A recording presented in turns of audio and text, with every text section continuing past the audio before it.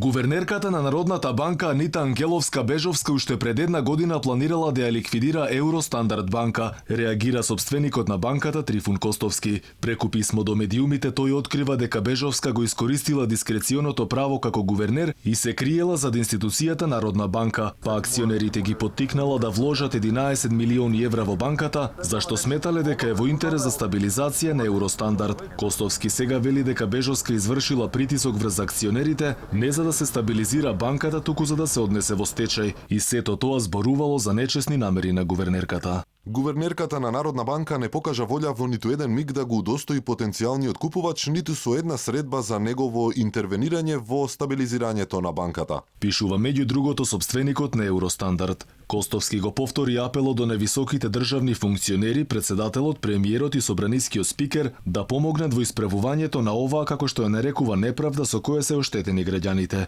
Инаку истече законскиот рок од 20 дена, но граѓаните чии пари беа блокирани со затворањето на Евростандард се уште ги чекаат исплатите. Исплатата требаше да започне на почетокот од месецов, но најверојатно ќе се пролонгира до средината на октомври. Заглавени се пари на повеќе од 100.000 сметки на граѓани, од кои најголем дел беа пензионери, социјалци, како и вработени кои земале плата преку банката. До сега требаше да се исплата 72 милиони евра на над 136.000 граѓани на кои им беа блокирани парите, но и на оние граѓани кои имале заштети до 30.000 евра.